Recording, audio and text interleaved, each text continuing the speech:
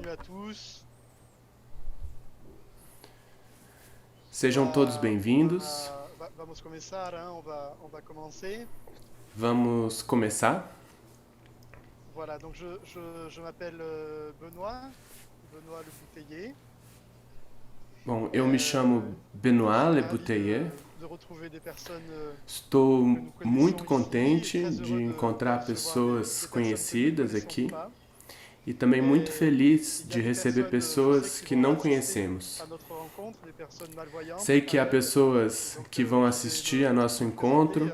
que Je têm a suis un visão homme. diminuída, J'ai la portanto, peau eu vou me bleue avec apresentar. blanche, Eu sou um cheveux homem, courts, tenho a barbe pele de courte. cor J'ai une branca, chemise à fleurs. cabelo Et e a puis, barba je curta, suis dans un espace uma camisa extérieur, donc florida. le toit au-dessus de E moi. estou num Et derrière, espaço un mur exterior, há um telhado acima de mim orange, e ocre. atrás uma Et puis, parede une porte et une laranja, ocre, fenêtre en bois.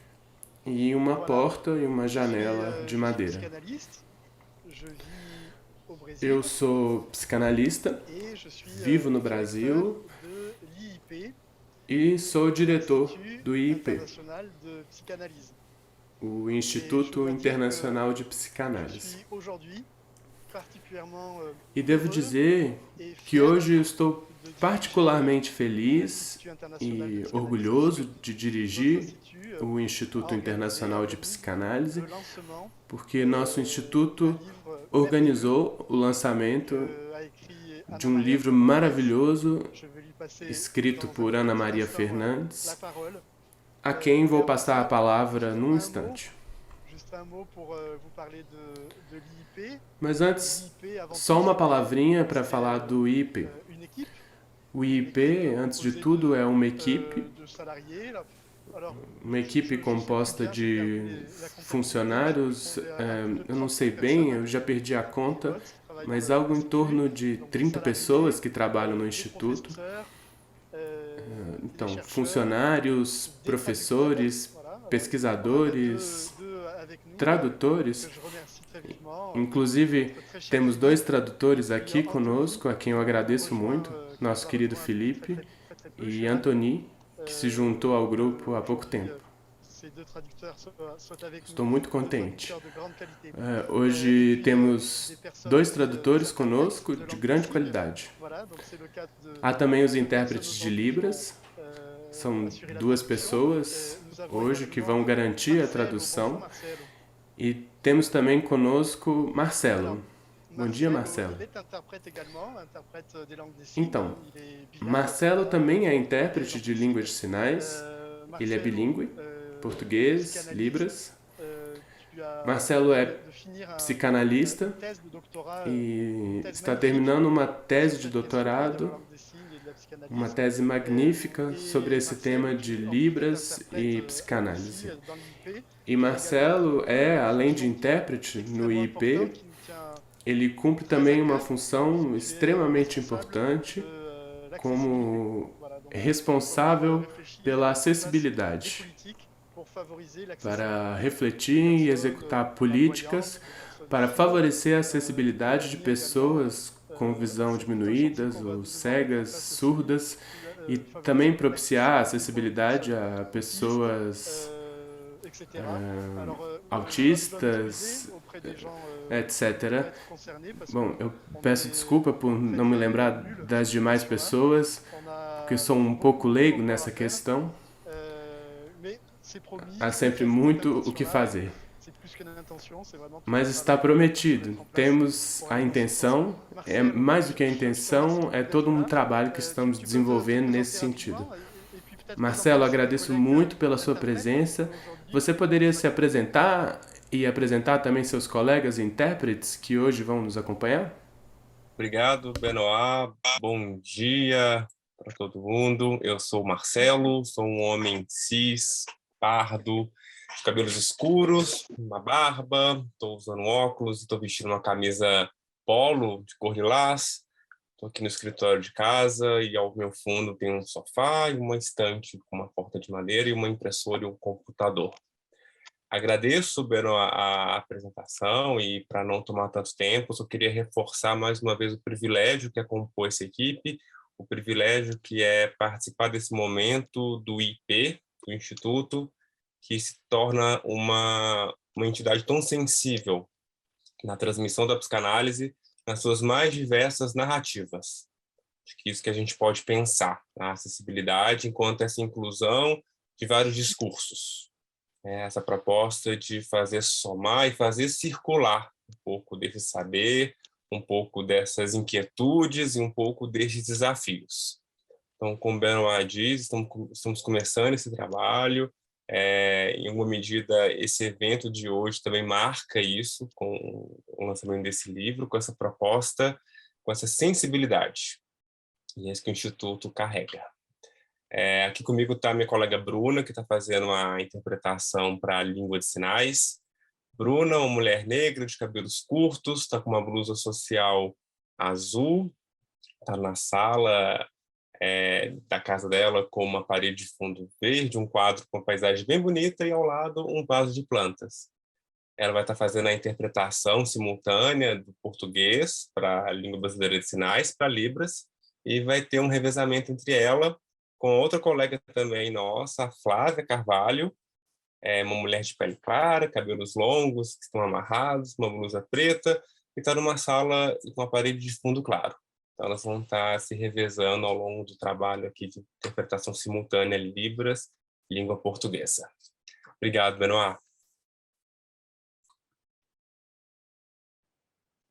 Voilà, merci Marcelo. Obrigado, Marcelo. Bom, bem rapidamente, o IIP é composto por 3 polos. O polo social, então onde acompanhamos projetos sociais, um polo de pesquisa, com diferentes grupos de pesquisa, um sobre a tradução e a psicanálise, coordenado por uma colega muito querida que trabalha nos Estados Unidos, um grupo que trabalha sobre a psicanálise e a criação artística, coordenado por uma querida colega nossa, brasileira, e um grupo de pesquisa sobre a questão da psicanálise e a política. E aí é Guillaume Nemer, um querido amigo e colega, quem estará na coordenação. Vamos falar em breve sobre esse laboratório de pesquisa, que vai iniciar logo um seminário anual aberto a quem queira participar. Há ainda um polo de formação. Criamos uma formação psicanalítica de 2 anos, com professores fantásticos, vindos de 4 continentes diferentes. E daqui a pouco falaremos para quem esteja interessado. Vamos aumentar e enriquecer nossa equipe de professores a partir da próxima turma, que terá início em setembro de 2022. Bom, há também uma editora, falaremos em breve, pois há atualidades editoriais ricas. Vale dizer também que o IP também conta com o Gabo, Dorothée, que são ambos assistentes executivos e estão ao meu lado no dia a dia, e sem eles este evento, assim como os outros eventos do IP, não seriam possíveis.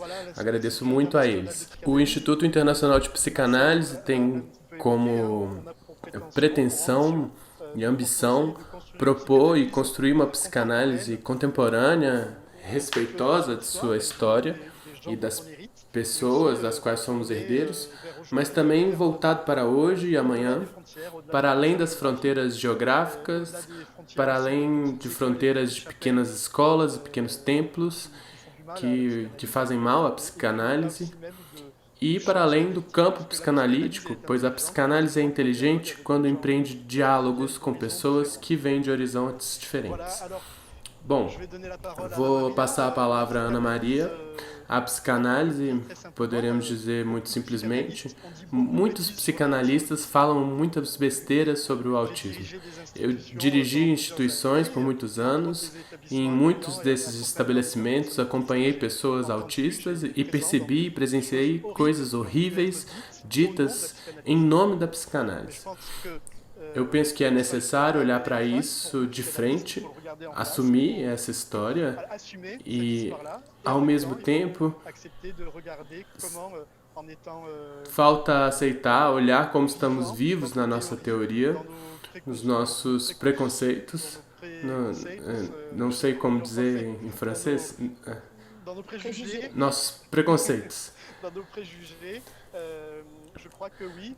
Acredito que sim. Essa jovem de 120 anos, que é a psicanálise, tem coisas inteligentes a dizer e também muito a receber e a aprender por pessoas autistas e pessoas que trabalham junto a pessoas autistas. Há pessoas conhecidas, pessoas que eu não conheço, mas há pessoas que eu reconheço e que são parte da equipe maravilhosa de uma instituição daqui do Brasil que se chama Segunda Letra, instituição que acolhe e acompanha crianças autistas. Tenho um grande prazer de participar como supervisor nessa aventura institucional. Então, eu passo a palavra à Ana Maria agora. Ana Maria Fernandes é dançarina, coreógrafa, professora de uma grande universidade no Brasil, que se chama UFMG, Universidade Federal de Minas Gerais. Brasileira, viveu muitos anos, mais de 20 anos, na França, e lá trabalhou em muitas instituições. Trabalhou em instituições psiquiátricas, prisões e também junto a pessoas autistas. Eu te deixo a palavra e a cena. É um imenso prazer e honra para mim e para nós receber você aqui hoje, Ana Maria. Merci, obrigada, Benoit. Bonjour, bom dia a todos e todes e todas. Eu estou vendo aqui que tem participantes, algumas pessoas lá da França com as quais eu trabalhei. Clemence, que está aqui, grande prazer. Merci, Clemence, d'être lá. Lilian, querida. Enfim, eu agradeço, começando, desculpa, vou fazer a minha audiodescrição. Eu sou uma mulher branca, agora pele mais morena de sol, estou usando óculos de armatura preta, tenho os cabelos lisos, um pouco abaixo do ombro, castanhos escuros, estou usando um brinco, e atrás de mim tem uma parede de cor laranja e uma porta de madeira. Então, eu gostaria de agradecer imensamente ao Instituto Internacional de Psicanálise pela oportunidade de estar aqui, e principalmente ao meu companheiro, amigo e marido, Benoit. Agradecer a todas as pessoas que participaram da escrita desse livro, e foram muitas essas pessoas, principalmente as crianças, jovens, adultos com os quais eu tive a oportunidade de dançar, seus familiares, educadores, enfermeiros e parceiros e parceiras de dança. Eu vivi na França durante muitos anos, e foi lá que eu tive a oportunidade, a graça, né, de trabalhar com pessoas autistas, e também com pessoas em situação de deficiência intelectual severa e pessoas em sofrimento mental. Então, foram 18 anos de tentativas, de sincronias precárias, de encontros do instante, encontros efêmeros, de muitas perguntas, de algumas respostas, de construções e desconstruções constantes, permanentes. Aí, de tudo isso, de toda essa experiência, surgiu a tese, e da tese surgiu o livro, que hoje aí a gente está lançando. Eu queria falar que, antes de iniciar a tese, a escrita do livro, eu não sabia, ou praticamente nada sabia, sobre o que poderia caracterizar as condições daquelas pessoas que eu iria encontrar. Foi com o meu corpo que eu fiz a escolha de encontrar essas pessoas. Então, sem rótulo, sem ficha médica, sem nada que pudesse me dar algum indício de caracterização dessas pessoas. Eu queria encontrar cada sujeito com o meu corpo, com esse meu corpo nu, um corpo poroso, um corpo receptivo, com a minha escuta, com as minhas intuições. E fui aí trilhando, pouco a pouco, esse trabalho. Então, esse livro ele tem uma dimensão empírica que é extremamente importante. Quando eu encontrei essas pessoas, eu posso dizer que eu levava comigo três coisas na minha bagagem. A dança, que eu acho que sempre me habitou, uma pequena formação e, ao mesmo tempo, muito importante, com uma amiga e minha mestra de sempre, que chama Chantal Sergent, na França, e o desejo, um grande, enorme desejo de ir ao encontro de pessoas estigmatizadas, que nunca haviam dançado, ou que pouco teriam a oportunidade de dançar. E desejo também de bagunçar minha casa, de colocar um pouco de desordem, de desestabilizar aí os meus alicerces, as minhas seguranças. E tudo isso, esses encontros me deram como presente. E aí, na tese, durante a pesquisa, né, para a tese, eu me deparei com algumas leituras que destoavam totalmente da minha experiência. Era como se aquele autor, aquela autora, ele nunca tivesse encontrado, de fato, uma pessoa autista. E não foram poucas essas leituras. Mas, por outro lado, eu encontrei outras leituras que foram extremamente ricas para mim, que me proporcionaram assim, um outro olhar sobre a minha prática, uma reflexão maior, um distanciamento dela, né? E dentre essas leituras eu ressalto as leituras que eu fiz escritas por pessoas autistas e também por Fernand Deligny.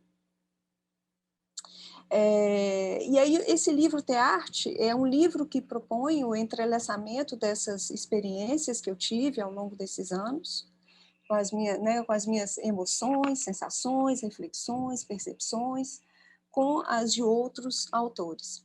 É importante também dizer que nesse livro eu não tenho como pretensão, de forma alguma, oferecer uma cartilha, um manual de passo a passo do que se deve ou não fazer com uma pessoa autista. Primeiro, porque isso é totalmente o oposto do que eu acredito, do que a minha experiência me diz. E segundo, porque é impossível. Se cada um de nós tem as suas circunstâncias, imagina ainda mais para uma pessoa autista. E muitas vezes a gente categoriza, né, a pessoa autista como sendo uma, né, o autista, a pessoa autista. E cada pessoa autista é um autismo, né? Então, isso seria uma meta impossível.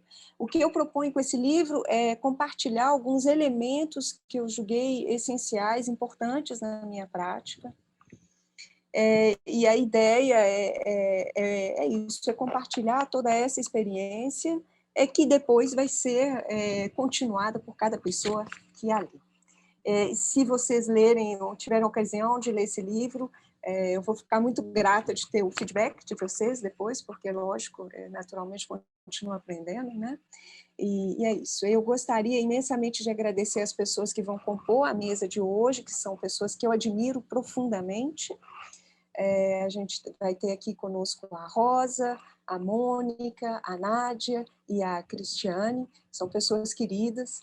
E antes da gente passar para esse momento aí da mesa, eu gostaria de compartilhar com vocês um pequeno trecho, na verdade, 2 trechos de 2 filmes que eu correalizei, para a gente ter um pouco mais de ideia, principalmente para as pessoas que não conhecem meu trabalho, ter um pouco mais de ideia aí do que se trata, porque acredito eu, mesmo tendo feito um esforço incomensurável para passar para as palavras e para as páginas o que eu vivi no corpo, eu acho que há algo de indizível nessa experiência, e quem dança sabe muito bem do que eu falo. Talvez só a poesia mesmo ela possa se aproximar aí do que é essa poética do encontro. Mas aí, através dessa imagem, eu acredito que vocês vão poder, talvez, entender um pouquinho, ou sentir um pouquinho melhor. Agradeço e até daqui a pouco. Desculpa, Gabriel, dá uma pausa, só para eu falar uma coisa. No chat, a gente vai colocar um link do filme com audiodescrição em francês e com audiodescrição em português. Eu peço desculpas, essa audiodescrição ela foi feita assim, de uma maneira muito amadora. Eu agradeço Anne Barthélemy, que é uma grande amiga francesa que me ajudou no roteiro, mas eu fiz a audiodescrição, a gente não fez equalização de som nem nada, então é de uma maneira muito amadora, mas foi feita aí com carinho. E se alguma pessoa que tiver com dificuldade de ter essa audiodescrição, que nos contacte depois, que eu posso depois passar o link novamente. Então, aqui na tela, na grande tela, vai ter o filme, que vai ser em francês e em português, vai ser a mesma coisa, e no chat vocês têm audiodescrição em francês e em português. Lembrando que, para as pessoas que chegaram mais tarde, a gente tem um ícone embaixo, com interpretação, e que vocês podem escolher a língua que vocês quiserem.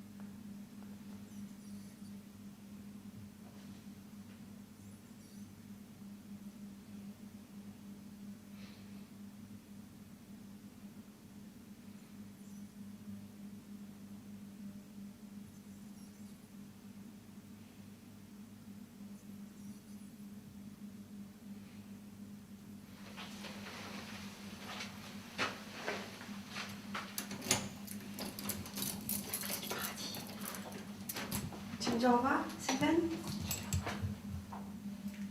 Sylvain. Au revoir. Merci.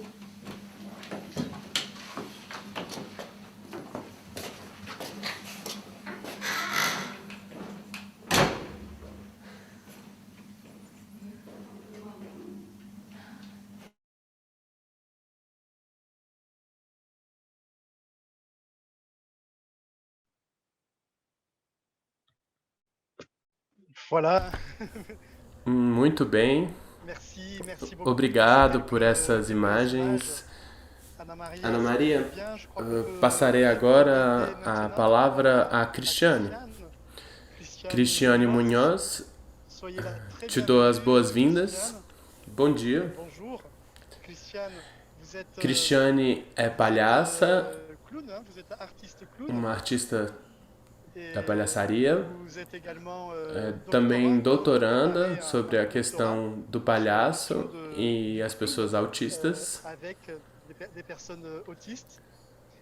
Você mesma é autista e agora eu te dou a palavra, o espaço é seu, seja bem-vinda.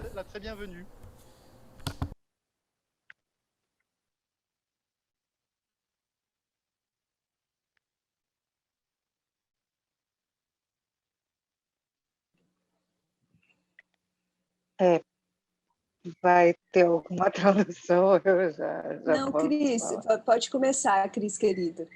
Tá, então tá. Bom, primeiro agradecer muito, assim, porque eu acho, né, para mim, assim, é uma honra e é um privilégio também poder fazer parte dessa conversa aqui hoje, por um motivo muito claro para mim, que é o fato de que é sempre muito estranho ler coisas sobre autismo, sendo autista. Eu vou me autodescrever, desculpa. Eu prefiro me autodescrever primeiro. Eu sou uma mulher branca, meu cabelo é cacheado, louro, na altura do ombro, eu estou com uma blusa branca e eu estou com um batom rosa, eu acho, e fones de ouvido brancos, e atrás de mim tem uma janela grande e um ar-condicionado. E como eu estava dizendo, é uma honra poder participar. Eu sou uma pessoa que tem dupla excepcionalidade, eu sou autista de nível 1 de suporte e tenho superdotação e altas habilidades. Por vezes, pode ser que vocês escutem um barulhinho, que é o meu Steam Toy, que eu preciso dele para me concentrar em coisas como essa. Às vezes eu encosto ele no rosto, porque eu não sinto muito bem a pele do rosto. E é sempre estranho, às vezes, quando eu leio ou vejo coisas sobre autismo, porque sempre me parece uma visão, como a Ana Maria falou, de alguém que não teve um encontro real com pessoas autistas. É muito diferente, a gente sabe muito bem quando houve um encontro e quando não houve um encontro.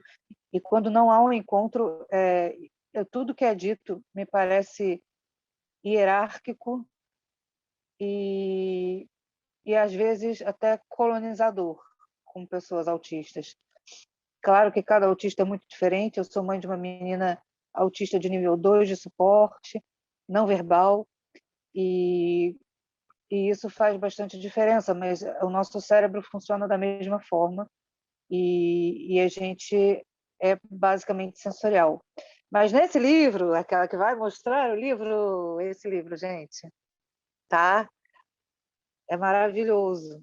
A tese é muito maravilhosa, o livro é muito maravilhoso e assim, volto a dizer que é uma honra para mim, porque até hoje eu não estou brincando, eu não consigo nem fazer isso assim de forma deliberada, de mentir desse jeito, mas é a melhor coisa que eu já li sobre autismo, de uma pessoa não autista que realmente se encontrou com pessoas diferentes. que realmente o que ela fala de ter esse corpo poroso, de estar disponível, de não ter certezas, eu acho que é a primeira coisa para lidar com o diferente. Essa linha de vulnerabilidade em que você se coloca não acima do outro, mas disponível, aberto. Então é isso, desculpa se eu falei demais, eu vou apresentar as pessoas que compõem essa conversa hoje. A Nádia Figueiredo, psicanalista, mestre em psicologia clínica pela PUC, supervisora clínica institucional no CAPSI, em Neves, 2009, e em Contagem, de 2010 a 2011, supervisora do Serviço de Saúde do Agros, Viçosa, desde 2015, coordenadora clínica da Associação Segunda Letra, Atenção ao Autismo. Vai estar com a gente também a Rosa Primo, professora dos cursos de graduação em dança da Universidade Federal do Ceará. Desde 2014, desenvolve uma pesquisa em trabalhos solos, com colaboração de outros artistas. Em 2018, estreou 2 solos, Iracema e Tudo Passa a Ser Sobre a Terra. Não, Iracema e Tudo Passa Sobre a Terra. Temática com foco no feminicídio e etnocídio dos povos indígenas. Atualmente tem se dedicado aos estudos em dança com portadores do transtorno do espectro autista. E Mônica Rambi, psicóloga e professora da Faculdade de Educação da Universidade Federal de Minas Gerais, onde atua no ensino, pesquisa e extensão. Trabalha na interface psicanálise e educação especial e em projetos que articulam educação, arte e necessidades educacionais especiais. Então, eu vou passar a palavra para a Rosa, para começar essa conversa.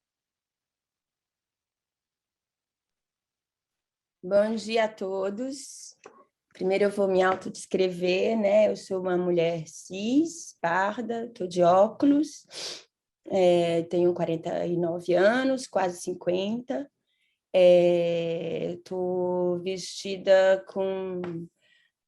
aqui na tela dá para ver uma espécie de uma manga curta, verde lodo. Atrás de mim tem 2 portas, aliás, 3 portas. É uma janela e um pouco acima, pertinho lá no teto, tem uma caixa de ar-condicionado. Tenho o cabelo bem curtinho, grisalho atualmente, sobretudo na frente.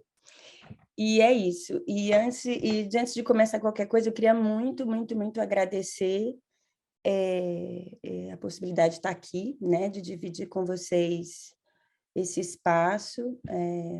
Eu acho que os meus encontros com a Ana Maria, eu sempre, quando termina ou quando acontecem os nossos encontros, eu tenho a impressão que eu vi o que eu tenho de melhor de mim, né? Assim, quando eu olho para a dança e quando eu olho para o autismo, isso é uma das coisas mais importantes da minha vida, onde realmente onde eu transito e eu consigo me ver dando o meu melhor, assim, claramente, né? Então, em todos esses momentos que eu estou junto com ela, é sempre muito importante para mim.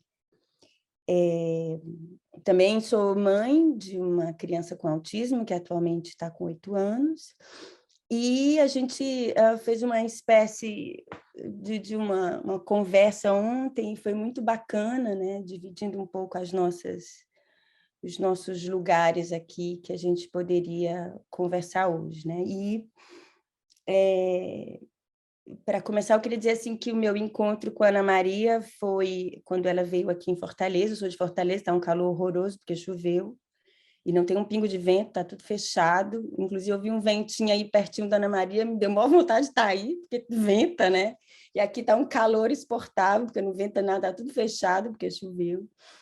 E ela veio dar um curso de dança, né? E nesse curso, durante a Bienal Internacional de Dança aqui no Ceará, haviam várias pessoas da área da saúde, sobretudo psicólogos e terapeutas, E eu acredito que, se eu não me engano, eu acho que só tinha eu e mais uma outra pessoa da área de artes do corpo, vamos dizer assim, né? Porque tinha um que era do teatro, né? E eu da dança. E de fato, foi um dos momentos mais interessantes, assim. Eu lembro até, eu estava dando uma olhada no caderninho de anotações, assim, por cima, que eu fiz na época. E uma das coisas que eu anotei foi que é uma relação que privilegia a horizontalidade, trocando a hierarquia tradicional por espaços constantes e intensos de interação, aula de improvisação que envolve o desapego, a escuta sensível, a disponibilidade em compor com o inesperado, o que mais aqui? A atenção no aqui e agora, e que algo que nos coloca num espaço de experimentação contínua. Isso foi na época, né, que eu fiz esse curso dela aqui. E eu lembro de uma vez, escutando ela numa live, ela disse assim que, se eu não me engano, foi algo desse tipo, que a primeira coisa que a gente deve trabalhar, quando deve não, quando a gente está junto com o trabalho com o autismo, uma das primeiras coisas é a aceitação do não.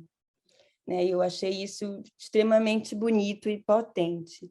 E aí tem uma frase do Deligny, que eu gosto demais, que ele fala assim: todo querer é uma forma de violência quando queremos no lugar do outro. Né? Então, eu acho isso muito bacana quando, nessas minhas experiências todas, né, com o autismo, isso para mim é muito claro. Né? É um livro lindo, é uma das coisas mais belas, assim, de escritas e de corpo, assim, vivo, né, que eu já li na minha vida, e eu já li um bocadinho de coisa, e é muito, muito incrível. Não é propaganda não, gente, mas tem que ler mesmo, sabe? Tem que ler, não é só porque é dança, tem que ler, não é só porque diz respeito ao autismo, tem que ler porque é corpo. E a gente está precisando muito disso. Eu até fiquei me perguntando se, nas nossas relações com o corpo mesmo, se de fato ele como a Ana Maria disse, é um corpo poroso, né? Eu acho que quando de fato a gente se relaciona com o corpo, quando o corpo passa a ser esse um lugar de potência e de vida, não precisa nem ser poroso, de fato as coisas acontecem, né? E aí, assim, é bem isso, é um livro que tem muito corpo, tem muita vida, muita potência, assim, sobretudo nos tempos de hoje, né? E a minha questão aqui para a gente, eu tenho que ser rápida, porque eu acho que eu já passei já um bocado aí do tempo que eu tinha, e o que eu fiquei, assim,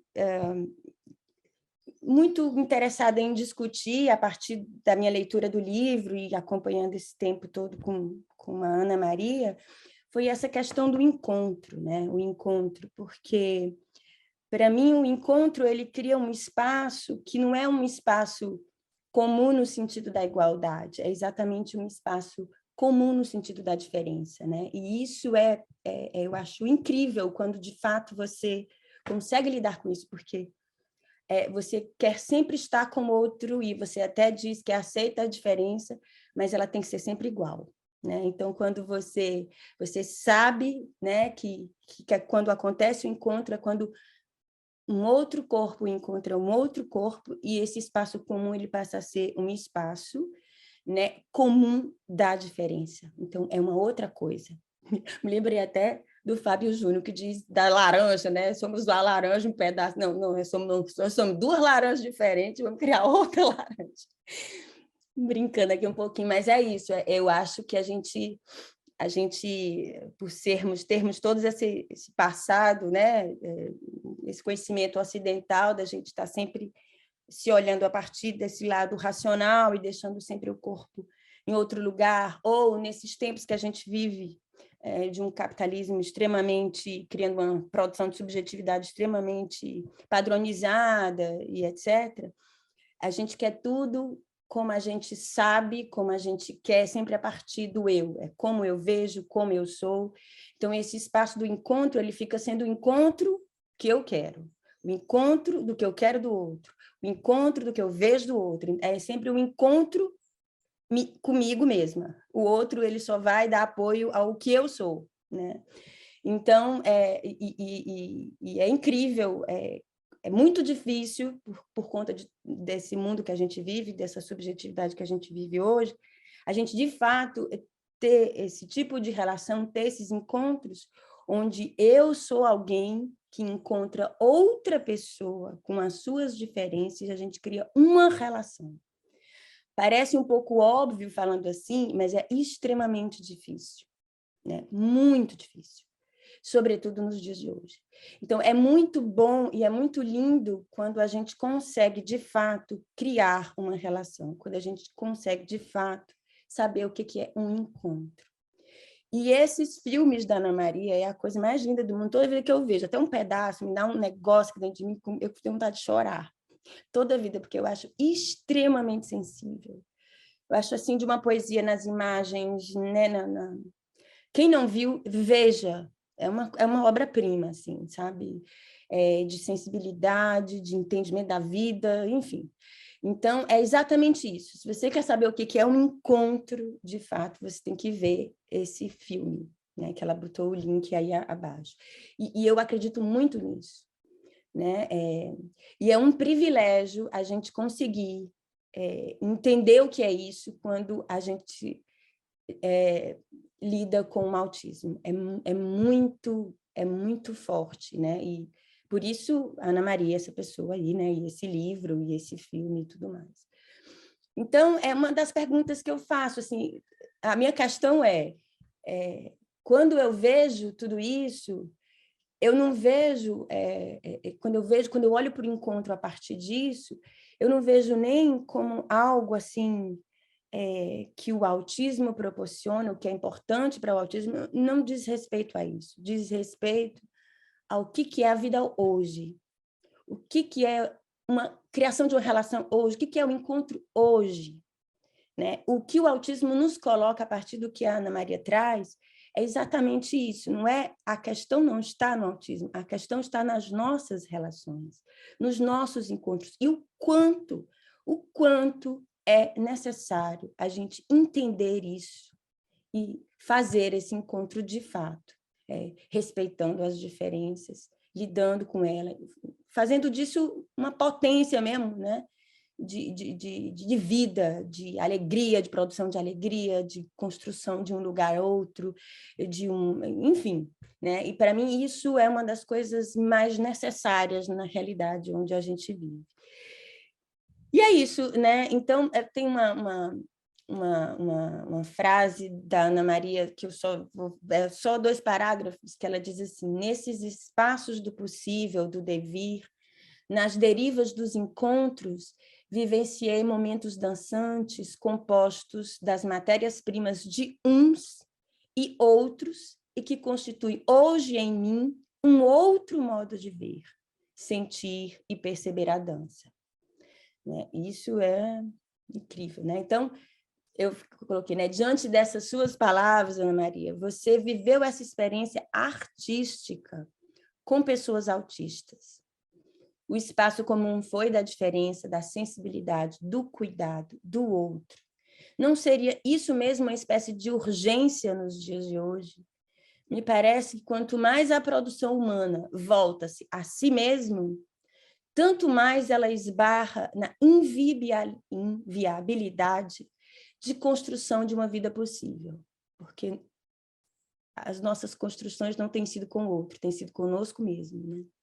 Então, e aí que eu vejo muito, né? Uma produção humana que é sempre voltada para si mesmo, desde que eu de novo, e eu de novo, né?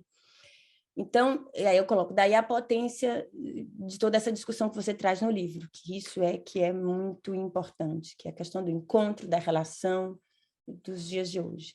Então, é mais isso, a discussão é mais isso, né? Essa urgência nos dias de hoje. Obrigada, gente.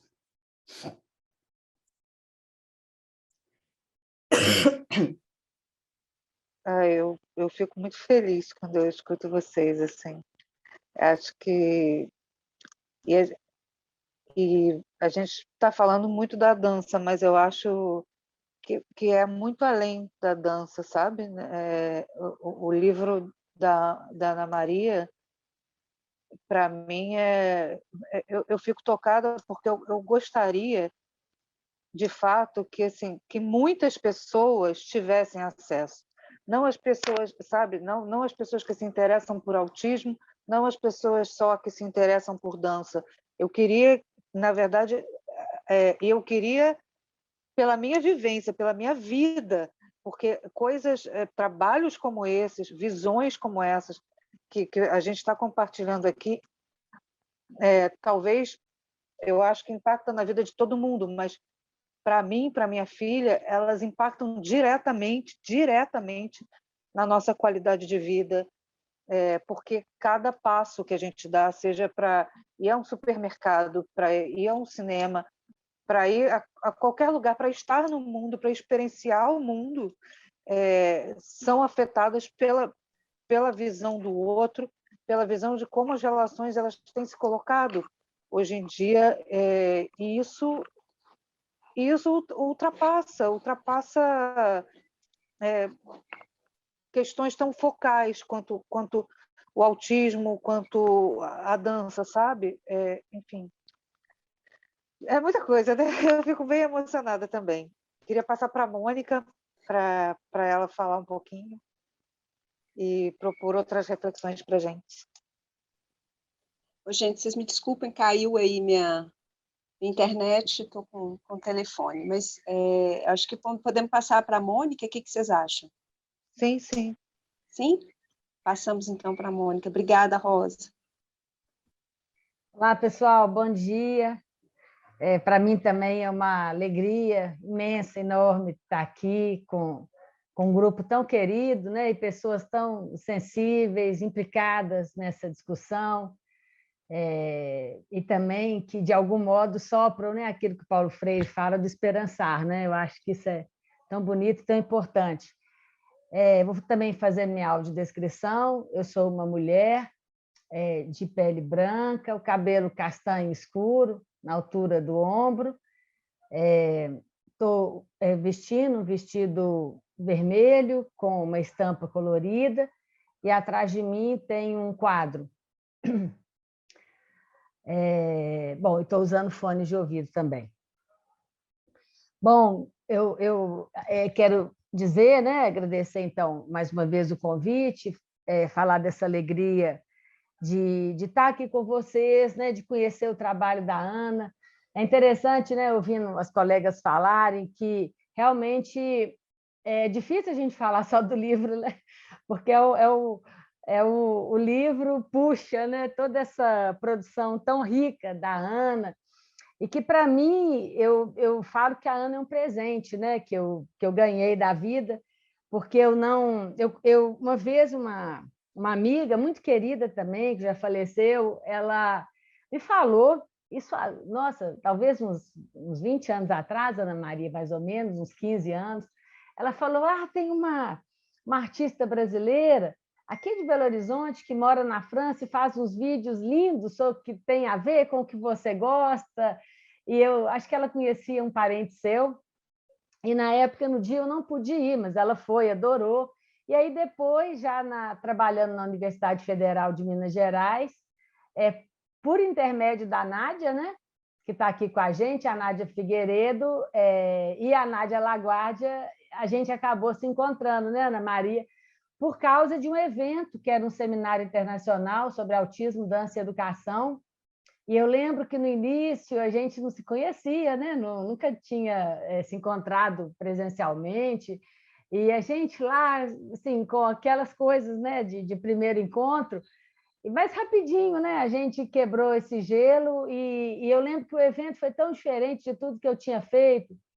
A Ana trouxe as pessoas que tinham sido importantes no percurso dela, e foi um evento que até hoje a gente encontra pessoas comentando na universidade, que realmente foi muito diferente, assim, eram outros princípios, né, como ela gosta de dizer, de colocar o trabalho dela, foram outras orientações, né, que foram fazendo esse encontro, e eu fui conhecendo, né, a Ana Maria, assim, a Ana Maria dos vídeos, Ana Maria agora do livro, tão lindo, né, que Rosa e Cristiane falaram tão bem, assim, e que a gente realmente fica muito emocionada, né, sobretudo de ouvir a Cristiane colocando, né, desse reconhecimento do livro, sendo uma pessoa autista, porque realmente eu acho que isso é muito importante, Cristiane, que você coloca, né? Um livro sobre autismo escrito por alguém que não é autista e à medida que você fala, né, que teve essa porosidade, eu acho que isso é muito, muito bacana, né? E realmente coloca o livro num lugar muito, muito sublime, muito especial, né? Bom, eu queria só também, assim, as pessoas foram falando e eu fui mudando um pouco aqui o que eu queria falar, porque a gente vai se reconfigurando. Mas é muito legal, assim, porque a Ana Maria dançarina, Ana Maria que faz os vídeos, né? Essa diversidade aí dessa pessoa.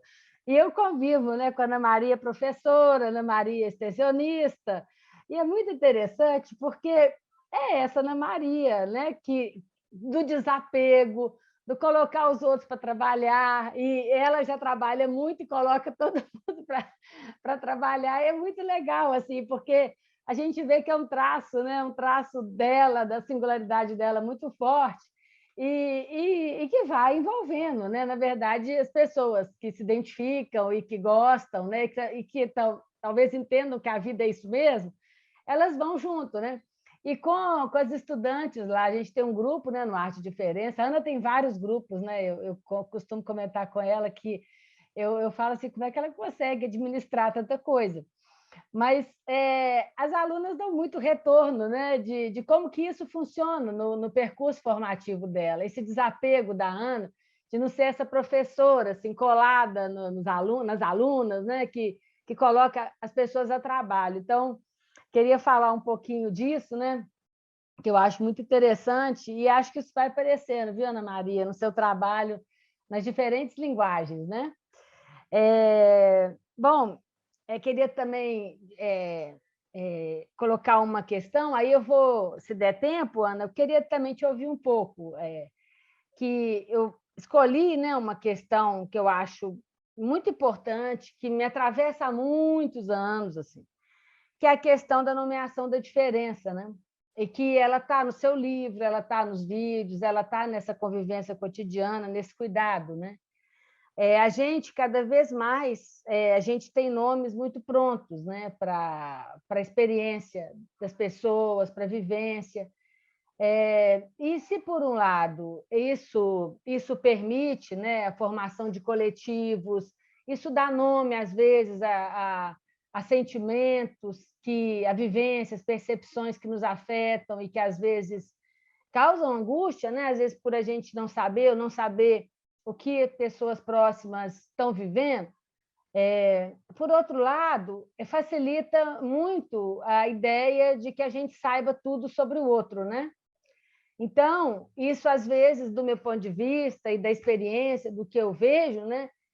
Às vezes, os nomes, os diagnósticos, as nomeações da diferença, vamos dizer assim, de um modo geral, mas isso também muito preso, né, também num discurso médico, um discurso médico, né, aí dos médicos, da área psi, todos esses grupos, né, que estão envolvidos nessas questões, muitas vezes isso gera, né, nessa padronização aí que a Rosa falou, do próprio capitalismo, uma nomeação rápida e que dá pouco espaço para o sujeito dizer como ele ou ela vive essa questão, né? Porque é isso que é a grande questão, né? E você, a gente até brincou nessa semana, porque a Ana teve no grupo de estudos Corpos Mistos, e a gente estava comentando que muitas vezes, por exemplo, eu venho de uma formação na área psi, e muitas vezes, descuidadamente, a gente pode querer ver os prontuários antes de conhecer o sujeito, né? E você faz uma inversão total no seu trabalho, né? Você realmente coloca o sujeito à frente, que é o que eu penso que é o correto, né? Eu acho que a gente sempre deve conhecer o sujeito primeiro, porque os sujeitos raramente vivem tão classicamente os diagnósticos que lhes são atribuídos, né? E os diagnósticos, eles sempre têm limites, né? Eles sempre têm a mão humana, né? Então, eles sempre trazem limites, eles nunca dão conta da totalidade. Na questão do autismo, a gente tem visto isso, eu acho que realmente é só quando a gente não quer ver, porque as biografias, os relatos dizem disso, né? Às vezes, autistas não verbais, e que conseguem escrever livros, que têm uma experiência e uma leitura super depurada, sensível, né? Então, Ana, se você quiser um pouco comentar, né, dessa questão e como você vive isso, né, no seu trabalho, pensando que você busca uma poética do encontro, né, que muitas vezes bate de frente nessas questões da nossa vida cotidiana. É isso. Obrigada, Mônica. Eu acho que você já falou um tanto, né, que essa questão da categorização, ao mesmo tempo que ela permite a possibilidade de assegurar direitos, né, ao mesmo tempo ela nomeia, ela separa uns dos outros, ela é colonizadora, né, a gente espera-se, né, quem sabe um dia a gente não precise disso, né, mas como você bem falou, e eu tinha falado no início, eu acho que esse encontro que se dá com o sujeito, sem rótulo, sem protocolo, ele permite, você realmente encontrar com a pessoa que está ali naquele momento, porque isso também, muitas vezes, a gente cristaliza alguma coisa, né? A gente fala, essa pessoa, ela é esquizofrênica. Aí eu vou falar como que é essa pessoa e o que ela pode ou não fazer. E muitas vezes, nas instituições nas quais eu trabalhei, muitas vezes eu me deparei com uns nãos de cara. Não, você não pode fazer isso. Nossa, ele não pode, porque você não pode fazer isso, porque, olha, ele... Eu não queria nada disso, eu não queria saber nada disso, porque tem um lugar de instabilidade muito grande. Nós somos instáveis, você não é a mesma que ontem, não vai ser a mesma que depois de tomar uma cerveja, depois de tomar um vinho, depois de encontrar com um amigo. Assim, nós somos momentos, né? Nós somos esses agenciamentos, né? E muitas vezes, para pessoas estigmatizadas, que têm aí categorias, a gente esquece disso. Então, elas são é muito mais fácil cristalizar alguma coisa com essa pessoa. E, para mim, o fato de não ir ao encontro dessas pessoas por meio dessa ficha médica, me permite encontrar realmente com o sujeito, daquele momento, daquele instante, móvel, instável. E isso, para mim, é de uma grande riqueza. Isso não quer dizer que tem sempre que ser feito assim, longe de mim, porque algumas pessoas precisam disso e talvez trabalhem muito bem assim, mas é uma maneira que eu encontrei para estar mais aberta, para ter esse lugar de corpo mais poroso, e porque tem um lugar, como a Cris bem colocou no início, tem um lugar do não saber que é imenso ali nesse trabalho, é imenso. O que a gente sabe é que a gente pouco sabe, ou quase nada sabe. Então, se eu for com toda essa categorização, com tudo isso atrás de mim, eu vou armada. É muito mais difícil de eu me despir. Isso eu falo, né, para mim, que são escolhas minhas. Né?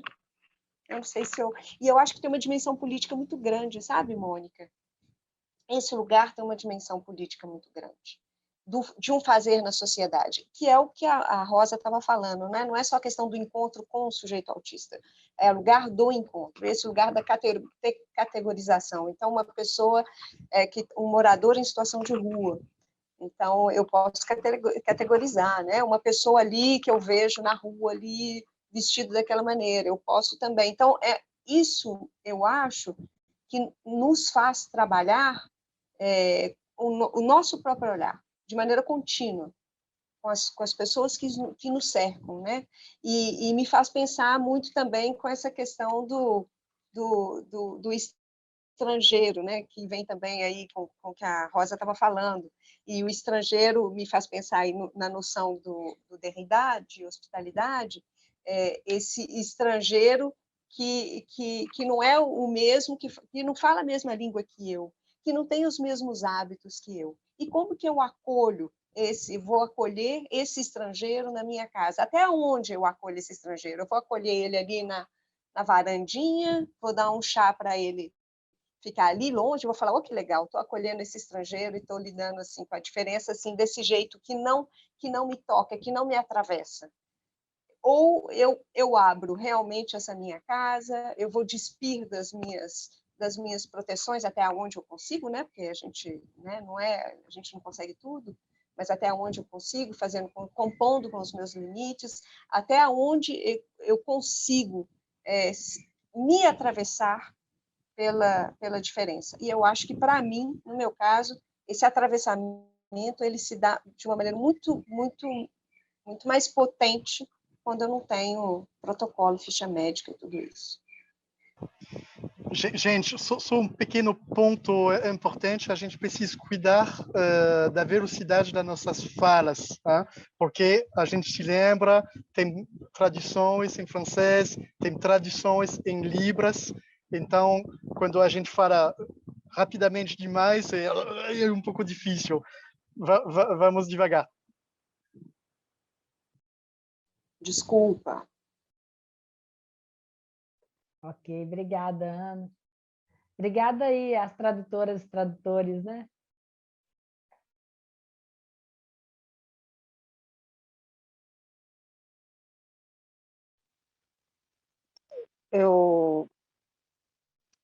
Bom, a gente está fechando essa primeira parte.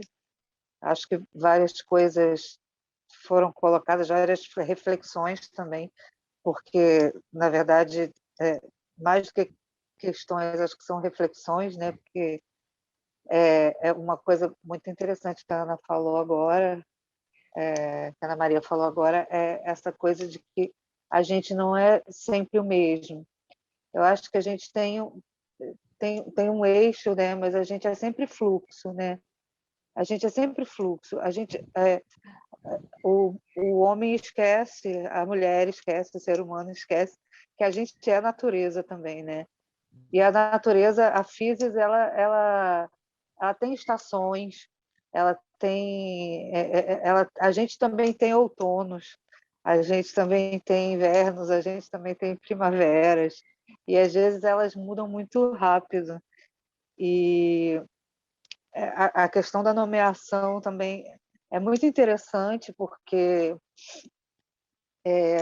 a gente autista sempre se viu nomeado pelo outro, né?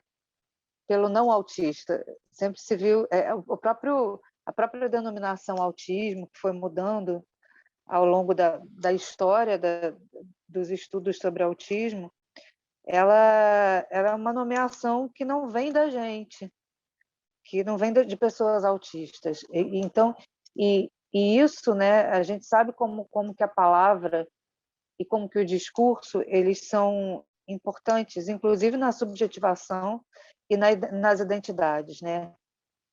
Na forma como a gente constrói a nossa identidade. Eu acho que isso é muito importante, porque se a gente fala de rótulos, a gente também está falando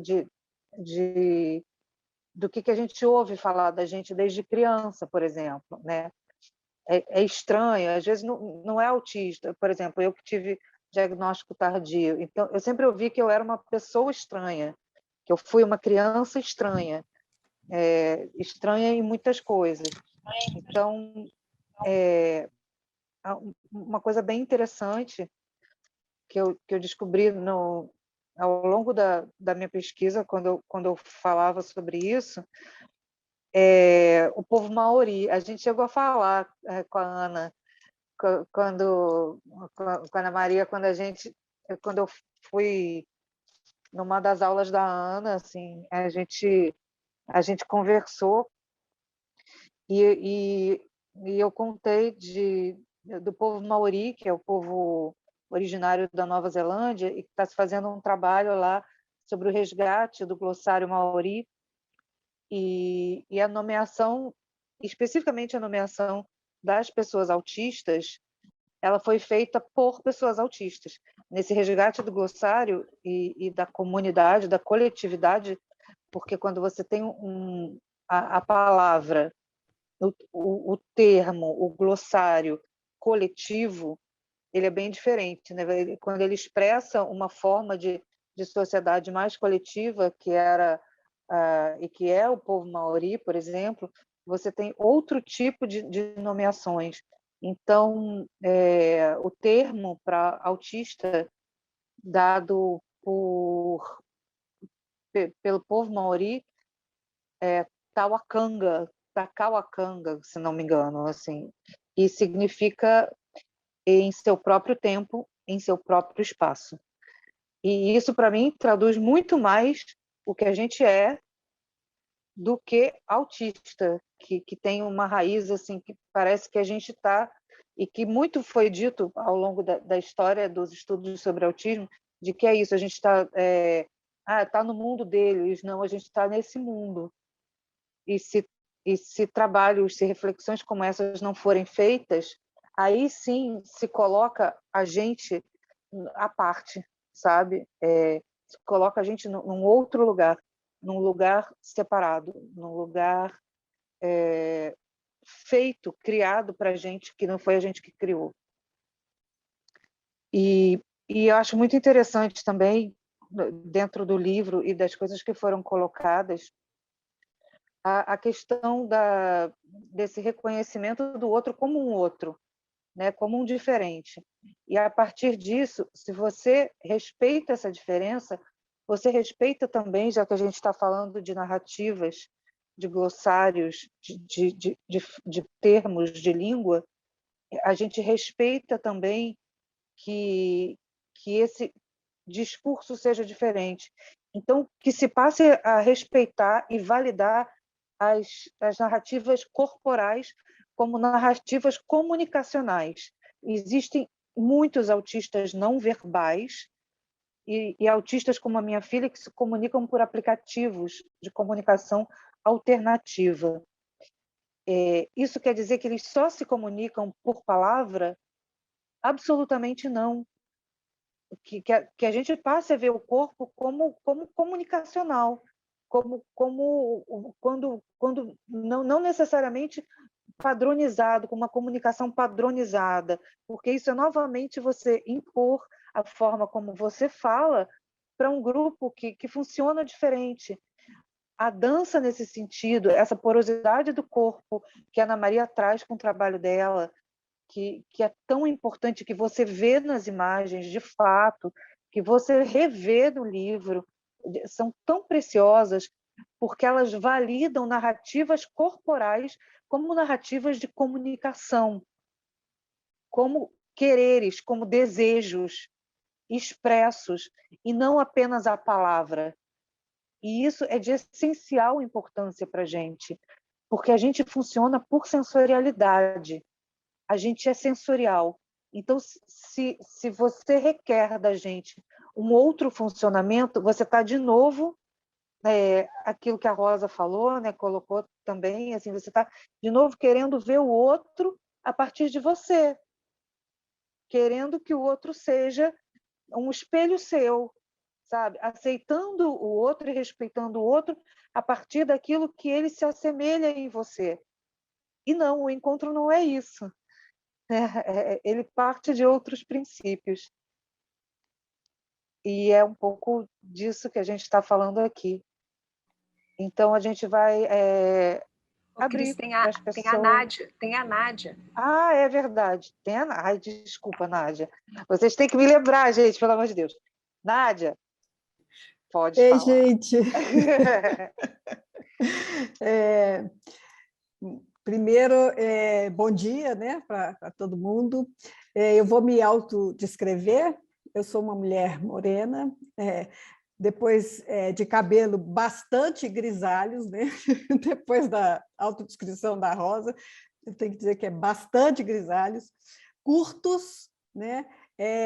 Eu visto uma blusa amarela, eu estou com fone, atrás de mim tem uma porta de vidro e mais atrás ainda assim um verde com muitas plantas. Bom, primeiro eu queria agradecer a vida por ter conhecido a Ana. Eu acho que foi realmente um presente, como as pessoas já falaram, né? Eu acho que a Ana tem isso no entorno dela, né? Mas também queria agradecer demais a Ana a oportunidade de estar aqui nessa mesa, partilhando esse encontro, né? Desse livro maravilhoso com essas pessoas incríveis. Então, é também, para mim, uma honra e um privilégio, né? Eu vou falar aqui dos efeitos do trabalho da Ana no que me concerne enquanto psicanalista, né? E alguém que ama trabalhar com autistas, né? Desse lugar. Então, me interessa muito uma questão que eu acho que a Ana já trouxe isso, né? Todo mundo já trouxe, de como fazer o encontro com o autista, né? Como fazer um laço, que tipo de presença, essa é uma questão que tem me interessado muito, que tipo de presença é necessário nessa parceria, né, para que um laço, um verdadeiro encontro aconteça.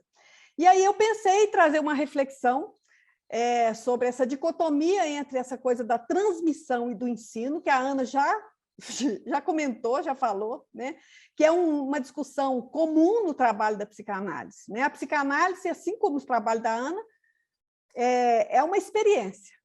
E a transmissão em psicanálise é uma transmissão também de uma experiência. E, embora a transmissão da experiência não possa prescindir, né, da necessidade de uma formalização teórica, essa formalização, ou ensino, ou corpo teórico, não dá conta dessa transmissão, né? Quer dizer, não é suficiente, por exemplo, a gente estudar a psicanálise para que haja transmissão da psicanálise, né? É preciso uma experiência de atravessamento, né? Pela angústia do real, que vai obrigar o sujeito a inventar um estilo de existência, né? Que são marcas de singularidade, de diferença, de dissimetria radical, né? Que são maneiras que um sujeito transforma aquele real vivido em causa de desejo, né? De uma maneira absolutamente singular, né? Como diz Lacan, num lugar de mais ninguém, né? Único. E eu penso que a Ana nos presenteia com esse livro, né? E com os filmes, e com o trabalho todo dela, né? Porque a gente tem a oportunidade de assistir ela fazendo isso, né? Assistir no livro também, né? Porque é uma coisa visual também. É exatamente isso nesse trabalho, né? Que é transmitir as marcas de um desejo, que claramente faz escrita no corpo da Ana, né? E são recolhidos dessa experiência e que são, então, transmitidas por essa via, né? De um estilo absolutamente próprio, com essa matiz da invenção singular a cada encontro, sempre inédito, né? Então, se desde a primeira vez que eu assisti o filme Amparo Cotei, e sempre que eu assisto, agora também, eu fico muito emocionada, eu fico muito tocada, e aí, uma coisa que eu tentei fazer era passar esse filme para o maior número de pessoas possíveis que eu conhecia, que lidavam com autismo, para as pessoas verem, né? Sei lá o quê, né? Como que faz esse encontro, né? E eu lembrei do Bartolomeu, que é um escritor mineirinho, né? Que derrama poesia nos livros dele, e numa entrevista ele fala assim: a beleza é tudo aquilo que você não dá conta de ver sozinho. E ele explica que a gente tem um ímpeto de passar para frente, igual a piada, né? Igual o xiste, aquilo que nos toca, para que outras pessoas também possam desfrutar, né? Então, ele fala, fulano precisa ver isso, né? A ciclano precisa... Mais devagar, Nádia, mais devagar, está pedindo. Opa, eu vou entusiasmando. Então, essa coisa da gente querer que o outro veja aquilo, né? Eu senti isso com o trabalho da Ana, com o filme, e sinto isso com o livro também, né? Eu acho que esse livro tem que ser lançado também para todo mundo, né, que puder ver. Porque eu chamei esse livro de um livro causa, né? Ele nos causa alguma coisa de desejo, né? Bom, então, eu acho que ele traz à tona essa questão, né, de como que é possível um modo de transmissão que seja capaz de acolher os ensinamentos dessa experiência, né? Que é sempre inédita, sempre do acaso, do sem preparo, né? Exige alguém, de alguma forma, despreparado, né? Bom, e eu fico me perguntando se é uma questão, né, que a Ana já respondeu, acho, já falou, mas é uma coisa que me vem, né? Como fazer essa transmissão para a gente ter mais disso, né? E a outra coisa que eu fico me perguntando é se a dança seria um espaço privilegiado para isso, né? Para fazer, no sentido de fazer uma condensação. Esse termo, condensação,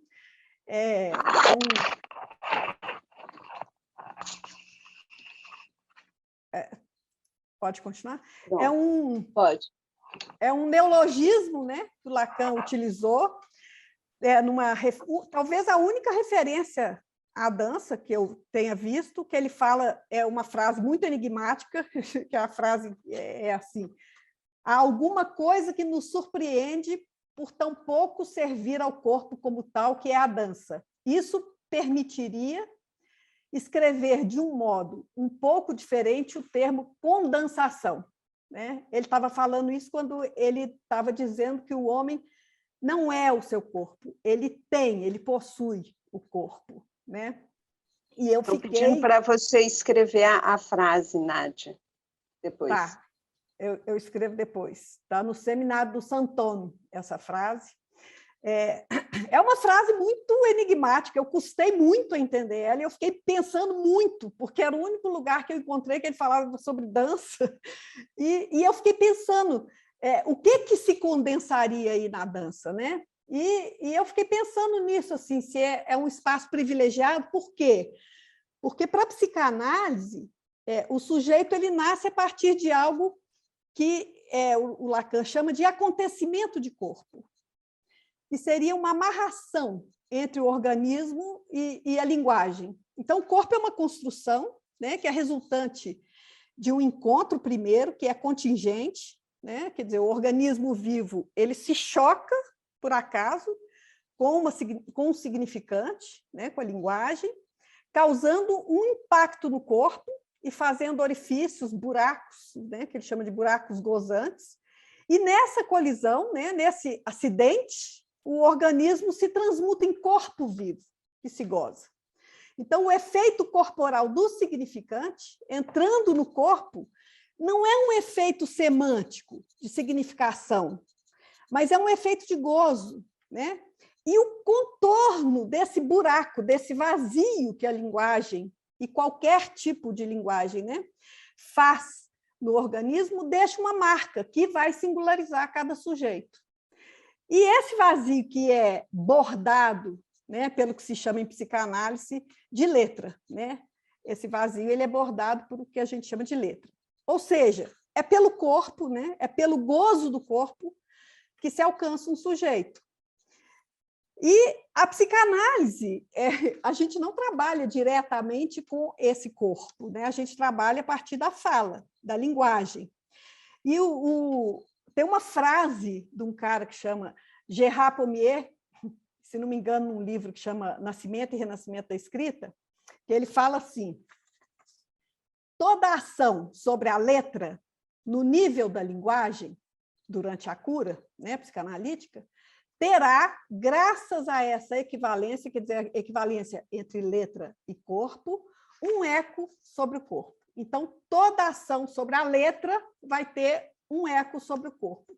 E eu fiquei pensando se a gente pode parafrasear o Gérard Pommier, dizendo se toda ação sobre o corpo, né, graças a essa equivalência, terá um eco sobre a letra no nível da linguagem, né? Especialmente com os autistas, né? Acho que para todo mundo, mas especialmente com os autistas, porque, e é a última coisa que eu me pergunto, né, a partir desse trabalho da Ana e a partir da nossa conversa de ontem, que foi incrível também, né, se a arte, né, de uma maneira geral, não teria um estatuto especial de linguagem, né, que a Cristiane trouxe essa indagação também, né, mas se a arte não teria esse estatuto especial de causar efeitos de incidência mais propícios de alguma amarração no autismo, né? E eu estou acreditando muito que sim. Era isso, sim, que eu queria trazer. Muito obrigada. Nádia, querida, por favor, você vai poder escrever no bate-papo as referências da citação de Lacan, por favor? Vou agora. E outra coisa, só uma pequena parêntese, o Gérard Pommier, que você mencionou, em breve ele vai intervir no quadro das atividades do Instituto Internacional de Psicanálise. Estou fechando a parêntese. Obrigado, Nádia. Eu vou falar muito rapidinho para a gente poder abrir para a conversa, né, com as outras pessoas. A Nádia já me colocou essa pergunta da transmissão aí quando eu estava escrevendo minha tese. Eu falei, putz, Nádia, você está colocando minha tese por água abaixo. Se você fala que não é possível transmitir, por que eu estou escrevendo essa tese? Eu digo que não é possível ensinar, é possível transmitir, né? Sim, e tem algo que, como você também, eu acho que você colocou, tem algo que é próprio de uma assinatura, tem algo que cada pessoa tem, né? Então, tem algo que é diametralmente meu, que é uma maneira de ser corpo no mundo, e isso envolve não só o meu encontro com pessoas autistas, envolve o meu ser como um todo, na minha maneira de ser, né, no mundo.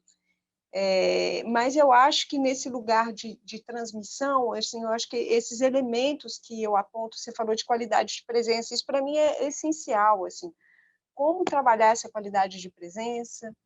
Então, o que é essa qualidade de presença? Eu acho que tem um lugar da escuta, do silêncio, né?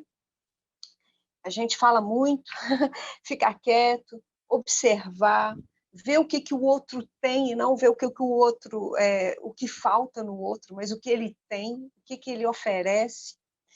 Esse lugar que eu falei de porosidade, de receptividade, um lugar de não saber, que eu acho que tem que estar presente o tempo todo.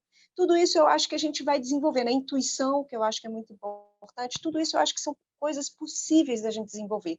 Mas eu estava pensando hoje, fiz uma caminhada aqui hoje, e eu estava pensando nisso, eu acho que tem uma coisa que não tem jeito, que é o desejo, que é esse lugar, assim, eu adoro esse trabalho, e isso eu não posso ensinar para alguém gostar disso.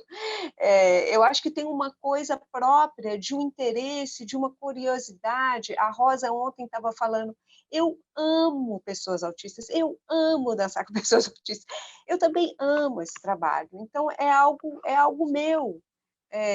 E isso eu acho que não tem jeito da gente transmitir. Eu acho que tem jeito da gente transmitir assim, um lugar de observação de si mesmo, do quanto somos ou não colonizadores, o quanto somos, né? O quanto somos, eu acho que nós somos, mas o quanto podemos desapegar disso, esse lugar do desapego, tudo isso eu acho que é possível a gente desenvolver. É isso. E abandono do projeto, né? Eu acho que é um lugar também muito importante nesse trabalho, abandono de projeto, de objetivos finais, de trabalhar com o instante. É isso, então acho que a gente pode, Benoit, se você quiser abrir aí para uma roda aí de conversas mais larga. Obrigada, gente. Sim, eu acho que seria maravilhoso agora de abrir a roda de conversa. Gente, fique muito à vontade, tá? Cada um pode falar a partir de onde ele está. Licença, pessoal, deixa eu fazer um adendo. Vocês podem levantar a mão através do Zoom para falar e a gente pode abrir, então, o microfone de vocês para vocês falarem. Ou, se preferirem, tem um botão aí abaixo escrito Q&A, de Questions and Answers, perguntas e respostas, onde vocês podem enviar perguntas ou colocações por escrito também para a mesa. Ok?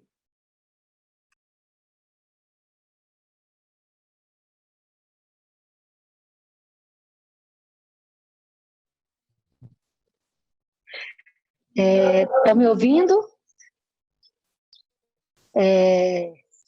Gabriel? Benoit? Escutamos você. Vocês estão me ouvindo? Sim, Mônica, Sim. estamos te Então, ouvindo. eu sou Mônica e falo aqui da Serra da Moeda, perto de Belo Horizonte, e gostaria imensamente de agradecer essa oportunidade maravilhosa de escutar vocês e de fazer parte, minimamente, desse universo que eu achei fabuloso. A provocação que eu queria para vocês, para a mesa, para a Ana, é que a gente pudesse, eu não sei se faz sentido para vocês, eu sou psicanalista, né? E aí perguntando assim, será que a gente pode pensar que um dos atributos, vamos dizer assim, que a gente desenvolve, que não sei se tem ou desenvolve, ao lidar com esse universo, talvez passe por uma relação diferente com a morte. Porque eu fiquei pensando que suportar essa diferença e se colocar como esse corpo de poros, né, poroso, achei essa imagem tão linda, Ana, porque sim, é um corpo poroso, né, todos os poros do corpo estão envolvidos nisso, né, e acho que isso tem a ver com, de alguma forma, não temer tanto a morte da imagem, a morte da expectativa, a morte de um corpo que pretende não ser fragmentado, só que né? Então, eu queria provocá-las um pouco com isso. O que vocês acham? Se faz algum sentido. E, no mais, agradecer novamente. Um enorme prazer participar dessa experiência. Muito obrigada. Mônica, muito obrigado dessa pergunta, dessa pontuação. Gente, provavelmente a gente poderia receber uma outra ou duas outras perguntas antes de dar a fala de novo nos palestrantes. Só para dizer para vocês, é óbvio, caso uma pessoa quer fazer uma pergunta em francês, é possível, e também caso uma pessoa quer fazer uma pontuação, uma pergunta em libras, é possível também, né? Então, fique muito à vontade. Uma outra pergunta, provavelmente?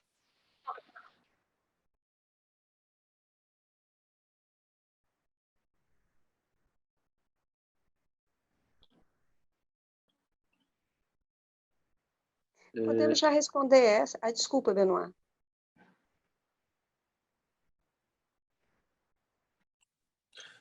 Benoit, tem o Mohamed e a Charlina, eles estão com a mãozinha levantada.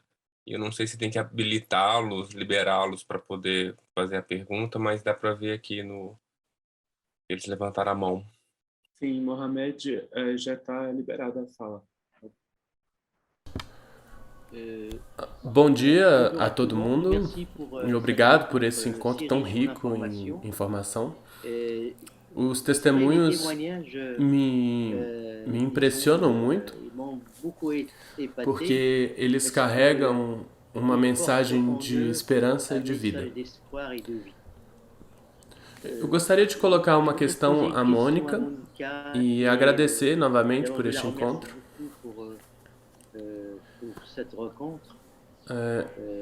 Eu trabalho junto a crianças autistas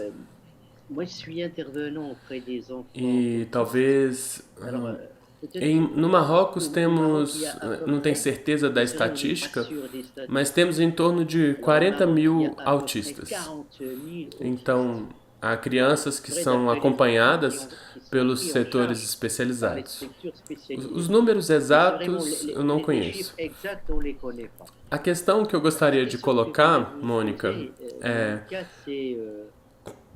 como os operadores, como nós, como podemos lidar com a demanda dos pais que esperam ou que têm um desejo ou um fantasma de que seus filhos sigam uma escolaridade normal, sabendo evidentemente que estamos perante o que é alguma coisa de um déficit intelectual, um atraso cognitivo. Pronto, eu paro por aqui. Muito obrigado. et merci beaucoup. Muito obrigado, Mohamed. Vou aproveitar a ocasião para dizer que temos aqui conosco outras pessoas do Marrocos, da Bélgica, de Portugal também, dos Estados Unidos, que nos seguem. Muitas pessoas daqui do Brasil, evidentemente. Podemos talvez discutir a partir dessas duas pontuações, a da Mônica e do Mohamed. Eu vou começar com a da Mônica, e depois deixo aí a palavra para os meus colegas. Mônica, primeiro agradecer a sua presença, querida Mônica. Eu acho, Mônica, que o que me vem assim de maneira espontânea e forte é que nesse trabalho específico com pessoas autistas tem algo que essa coisa do instante é muito forte. Isso quer dizer que o que se produz, o que foi produzido, o que aconteceu num momento, isso pode ser que nunca mais se reproduza. Então, tem algo que a gente perde, a gente pode perder ali naquele momento. E com isso, eu acho que tem alguma coisa de morte ali, né? Porque não é uma coisa assim, amanhã vai ser, eu vou reencontrar isso, ou vai ser melhor, ou eu vou conseguir avançar um pouco mais. Não é necessariamente isso. Pode ser que sim, mas pode ser que não. Então, tem esse lugar de desapego muito grande do segundo que vem depois. E talvez sejam essas pequenas mortes, né? Seja lidar com essas pequenas mortes.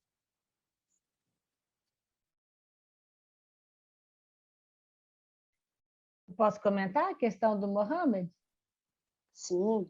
Aí, não sei se Rosa, Cristiane e Nádia querem comentar também. Vou falar rapidinho, porque se elas quiserem comentar. Aqui no Brasil, a gente passou por um processo longo de desinstitucionalização, mas a gente tinha também muitas crianças, jovens, adultos com o diagnóstico de autismo, né, institucionalizadas. Algumas crianças passavam uma boa parte da vida nas instituições, mas eu acho que é um tema muito importante e é um tema que sempre volta, né? Por exemplo, agora, no momento político que o Brasil tem, a gente tem tido muitas disputas no sentido de tentativas de voltar à institucionalização. Agora, o trabalho, quando você fala, Mohamed, o que fazer, né, com o desejo dos pais em relação à escolarização, uma escolarização mais comum, aqui no nosso caso, o que eu posso depreender da nossa experiência, que talvez, né, possa ser compartilhada com outros lugares, é um processo de trabalho grande com as famílias, com as escolas, com as professoras, os professores, no sentido de repensar a própria escola. O que a gente observou, assim, que as escolas muito rígidas, né, em termos de acolhimento e de normas e do próprio currículo escolar, elas têm muita dificuldade, né, com as diferenças que os alunos apresentam. E aqui a gente dá um nome a isso, que é a questão da inclusão escolar, é um nome polissêmico, contraditório, que tem várias questões que a gente pode problematizar, mas desde que o processo de inclusão escolar começou, se iniciou também um processo longo, né, de revisão da própria escola. Isso não quer dizer que as escolas conseguiram se rever como idealmente se queria, mas, de algum modo, me fez ver que nunca é, por exemplo, um trabalho só da família, é um trabalho também das escolas, da política pública, dos suportes. É muito importante os suportes, né? Porque, às vezes, o sentimento de solidão das crianças, jovens, adultos autistas é muito grande na escola, né? Então, é muito importante também pensar Ontem a Cristiane, por exemplo, falava dos coletivos, né? Realmente, assim, para as crianças pequenas, às vezes não dá para a gente pensar em termos de coletivo, mas a gente pode pensar nos suportes, né? Às vezes, estratégias dentro da escola que possam também fazer um trabalho de acompanhamento. Então, é todo um trabalho a se fazer. né? Mas nós temos tido experiências muito interessantes, sobretudo de implicação da sociedade também nessas questões, né? Acho que é muito importante a gente não individualizar essas questões, né? Mas elas são questões que implicam a cidade, a política pública, por isso que é um trabalho mais amplo, né? Ok. Tentei falar Eu posso devagar, viu, comentar Benoit? rapidinho essa questão? Posso comentar rapidinho? Por favor. Eu acho que, assim, eu digo que pessoas diferentes, e especificamente pessoas autistas, elas são pessoas bomba, porque elas bombardeiam todas as estruturas que existem. Então, a gente não consegue pensar só saúde, só educação, ou só, sabe? Eu acho que a gente passa a ter que redimensionar os paradigmas nos quais a nossa sociedade se estruturou. Por quê? Porque assim, o próprio capitalismo faz com que há muitas décadas as pessoas que vencem na vida, tipo, esses jargões, tipo, vencer na vida, tempo é dinheiro, assim, eu acho que tudo isso isola o diferente, já por si, e isso é um paradigma estruturante de sociedade. Então, se você tem, isso você repassa para todos os microcosmos. Então, se a gente falar de escola, por exemplo, e hoje no Brasil, devido à política vigente, ao nosso presidente, enfim, isso tem se tornado muito forte, essa volta dessa tentativa de institucionalização, mas, para além disso, a volta da tentativa de segregação de pessoas diferentes e de pessoas autistas, a ponto de se estar discutindo hoje eletrochoque para pessoas autistas severas. Isso foi uma pauta agora há 2 semanas. Então, quando a gente pensa que a educação, que, por exemplo, no Brasil, ela de um tempo para cá, principalmente com a chegada desse governo, ela passa a mudar. A gente tem um nomeado novo ensino médio, que se baseia totalmente nas escolas militares, cívico-militares. Então, assim, se a gente confunde educação com disciplina e conteúdo, a gente não está educando. A gente não está educando um ser humano. Então, nisso, já vai assim, é uma base estruturante, sabe? Então, eu digo que pessoas autistas, a própria existência da gente faz com que você fale assim, mas, poxa, mas então é isso? Educar conteúdo e disciplina? Então, que tipo de sociedade precisa de conteúdo e disciplina? A gente educa uma criança, um jovem, para o mercado de trabalho. Essa é a visão da vida, da existência humana, é você trabalhar, consumir e produzir. É nisso que se estrutura a nossa existência, porque, sim, se for nisso, todas as pessoas com deficiência, por exemplo, elas vão estar isoladas, porque elas não podem produzir e consumir com a mesma velocidade que o sistema capitalista necessita. Hoje em dia, até pessoas neurotípicas sofrem com uma exigência de uma produtividade que é desumana e que diminui a humanidade em nós, diminui a dimensão da existência. O que é existir? O que é estar nessa vida? Não pode ser só pagar boleto e gerar renda, né? Então, desculpa, era só isso.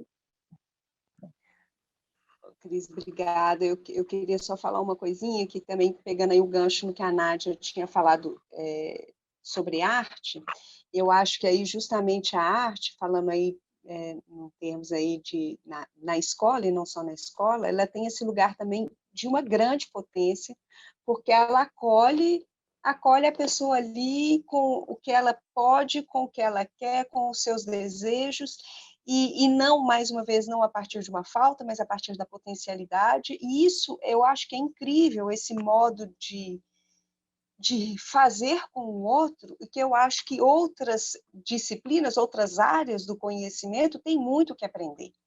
Então, eu não chego querendo colocar um saber de uma certa maneira, mas eu chego com uma bagagem e que eu vou encontrar o outro com a bagagem dele e vamos construir juntos esse lugar. Então, acho que a arte, principalmente dentro da escola, nesse contexto aí, o Mohamed está falando, a arte dentro da escola, ela tem muito a contribuir com esses processos que aqui no Brasil a gente chama de inclusão.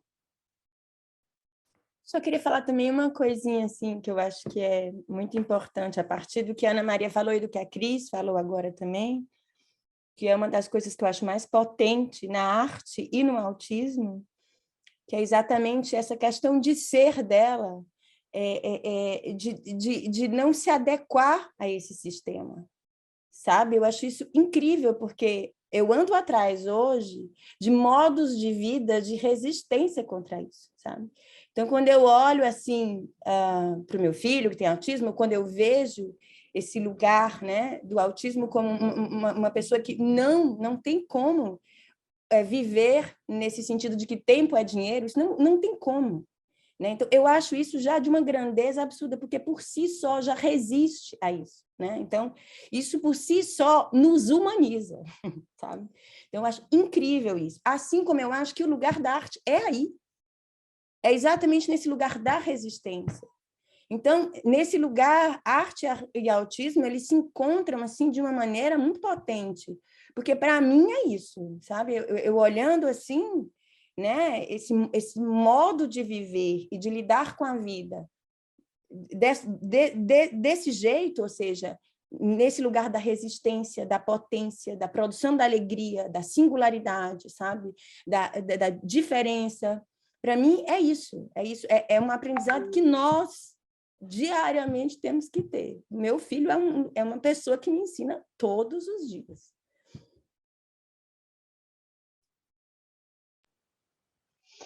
Obrigado, muito obrigado. Vamos lá, eu acho que nós temos outras perguntas. Charlina, eu acho que você pode fazer a sua pergunta. Charlina, bem-vinda. Bom dia.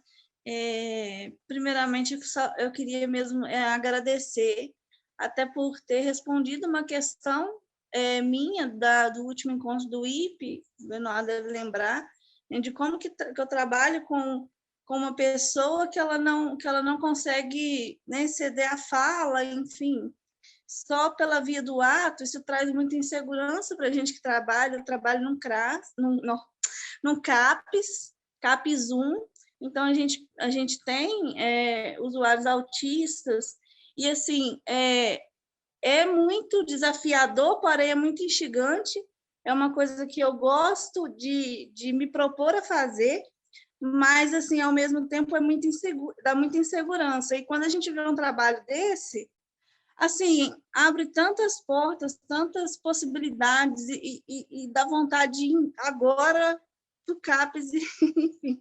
No final das contas, eu queria agradecer muito, assim, por vocês estarem produzindo isso, e eu já tentei até fazer contato com a Nádia em algum momento, porque a gente faz supervisão clínica institucional também no nosso CAPES, e a gente queria muito uma abertura para como a gente iria trabalhar com esses autistas, sabe? Porque vem encaminhamento médico indicando TCC, lógico que, né, muitas mães vão optar por isso, tudo bem, mas, assim, o meu posicionamento enquanto profissional dessa instituição é dizer para a mãe que é possível trabalhar pela minha via, que é a psicanálise.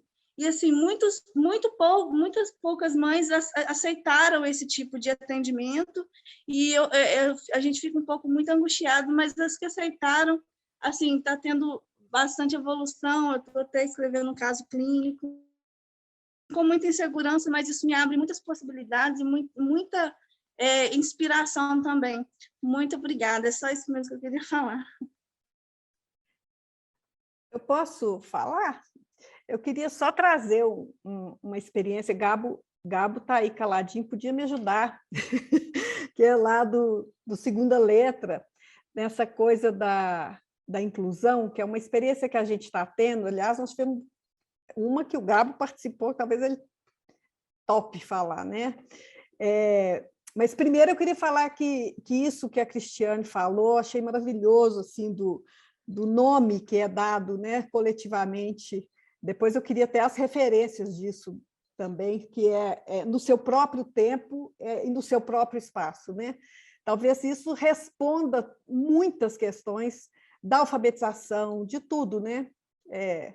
E com relação à questão da inclusão, uma coisa que a gente tem feito no Segunda Letra e que a gente que eu estou vendo que é muito interessante é a inclusão ao inverso, né? Quer dizer, a gente tem feito um movimento de abrir as portas através de algum evento artístico, né, de arte, ou de exposição, ou de contação de histórias, ou de arte em geral, e a gente quer fazer isso mais, e a gente abre as portas para as outras pessoas, né? E é muito interessante como que, no espaço que é deles, que eles se apropriam, né? As crianças autistas recebem os outros. Eu fiquei achando que é uma maneira de inclusão maravilhosa, assim, que é o inverso.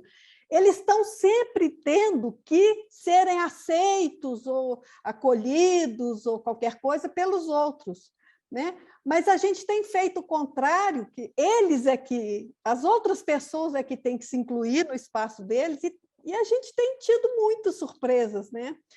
Aliando essas duas coisas, a coisa da arte e a coisa dessa inclusão ao inverso, né? E a gente teve uma experiência que talvez o Gabo tope dizer, né? Assim, você topa, Gabo? É claro. Eu acho que você já disse um bocado, né? Assim, não sei se eu vou ter muito que complementar a sua fala, mas é essa sensação que a gente teve, né?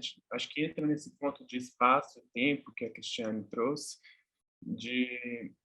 dessa inversão, né? Ao invés das crianças autistas irem para algum lugar e ficar todo esse esforço de inclusão, que é uma espécie de pressão também, a gente faz esse movimento de abrir a casa com algo que a gente produz ali, né? Assim, seja um livro, uma revista, um momento ali de brincadeira, de contação de história, e a gente repara isso, né? Que essas crianças estão super interessadas em receber os outros, né? Apesar de que muitas vezes as pessoas dizem, né, desse desinteresse, mas parece que quando a gente, né, quando o espaço que é apropriado pelos autistas recebe as pessoas vindas de fora, né, elas também sentem esse brilho, né, que é receber alguém, esse brilho do momento, né, de ser um anfitrião de um lugar. E a gente repara, assim, algo especial que acontece, mas acho que a gente ainda tem que fazer muitas vezes para ir afinando mais e mais esse dispositivo, né? Ô, Gabo, eu estava pensando naquela experiência em que vocês foram na escola. Ah, sim. Eu achei que foi muito legal. Sim, não sei se você quer falar disso. Também. Claro. Teve uma vez que a gente foi até a escola de um dos meninos que a gente atende, e na ocasião ele tinha uma série de dificuldades com os colegas, ele ficava isolado na escola, tinha todo esse desafio, né, da inclusão em jogo entre a equipe da escola.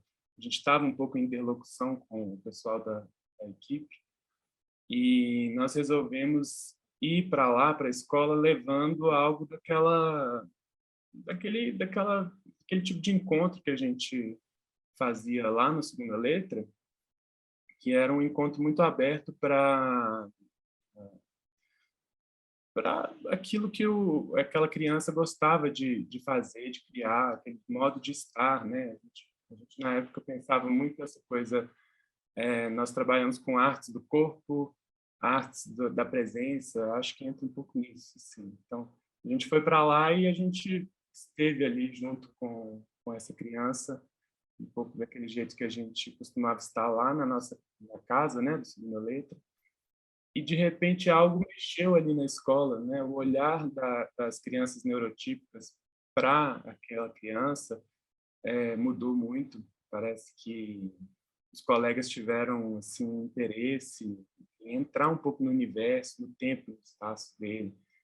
E desde então a gente aposta um pouco nisso. Assim, eu acho que a relação dele com a escola mudou também depois disso, né? E a relação da escola no geral com ele também. Acho que teve uma série de deslocamentos aí. Bom, Benoit, antes de você fechar, você vai fechar, né? É. Eu queria só falar uma frase que vai durar 1 minuto, posso? Acho que posso, né? Não falou nada, né? Pode, claro. Posso. É sobre esse lugar que eu acho que atravessa aí muitas falas, dessa comunicação com o corpo, dessa comunicação não verbal, esse outro lugar de relação. O que eu acho também que, pelo menos para mim, né, que eu acho que a gente tem que ter em mente, é que a gente nunca sabe. E a nossa leitura vai ser uma leitura feita com o corpo. Pelo menos a minha leitura é uma leitura feita com o corpo. E eu acho que a gente tem que tomar um cuidado muito grande nos momentos de interpretação. E é muito fácil interpretar, é muito fácil falar aquela pessoa não gosta disso, porque isso causa isso, e ela prefere isso. Então, acho que a gente tem que guardar com muita preciosidade nossa parte de ignorância contínua nesse trabalho. Então, se faz com o corpo, eu leio com o corpo, eu me relaciono com o corpo, mas tateando, eu pouco sei, porque senão, muito rapidamente, a gente começa a ter certeza, e eu acho que é um lugar de incerteza permanente, e é isso que eu acho que é o que deve guiar, ao meu ver, né, esse trabalho. Ana Maria, o Romerito colocou uma pergunta. Romerito é brasileiro e vai trabalhar com o IP sobre essa questão da acessibilidade. Ele pergunta se há um formato do seu livro acessível a pessoas cegas? Sim, Romerito, isso eu vou fazer, e estou trabalhando nisso. Bom, Ana Maria, eu gostaria de agradecer muito pelo encontro, pela qualidade desse encontro. Eu nem vi o tempo passar e já é tempo de se despedir. E antes de se despedir, eu gostaria de te agradecer, sobretudo por seu livro e pela potência, a força e a importância do seu trabalho que você faz desde há vários anos. Um trabalho muito precioso que nos provoca muitas questões que não têm resposta. E neste tempo em que gostaríamos de entender, de ter controle sobre tudo, acho que é muito precioso criar espaços onde as questões podem emergir sem que as rebatamos com respostas. Há questões éticas, estéticas, políticas. Bom, eu agradeço muitíssimo as nossas oradoras. Obrigado, Rosa. Cristiane, obrigado. Nádia, obrigado. Mônica, obrigado. Eu gostaria de agradecer também as pessoas que permitem a tradução do português ao francês, do francês ao português e do português para a língua de sinais do Brasil. Até logo. Não sei como, mas creio que continuaremos este diálogo e essa discussão. Vamos refletir, ver como poderíamos fazer. Seria ótimo continuar, se vocês quiserem.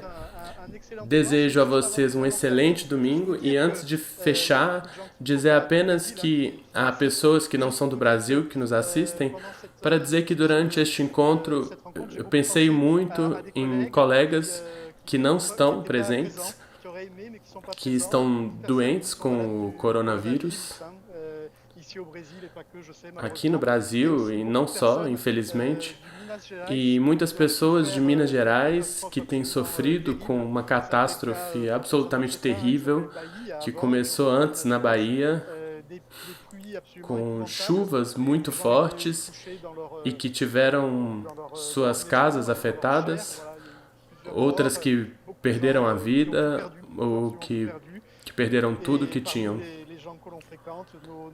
As pessoas que frequentamos, nossos amigos, nossos colegas, pessoas do IIP, é o caso de muitas pessoas, então gostaria de dizer que neste encontro pensei muito em vocês. Muito obrigado, Ana Maria. Você pode fechar? Sim, eu queria agradecer imensamente cada pessoa que está aqui hoje, né, os participantes, as pessoas que vieram assistir e cada pessoa que compôs essa mesa, os integrantes do Instituto. E mais uma vez, né, gente, a todas essas pessoas que me ensinaram um pouquinho, do pouquinho que eu sei, porque isso vem de encontros, né? Isso vem dos encontros, isso vem de cada pessoa que pôde me ensinar. Então, agradecer imensamente a oportunidade de estar aqui, e é isso. Então, fora Bozo, e que esse ano seja um ano de esperança para todos nós. Tchau, gente. Obrigada. Obrigada.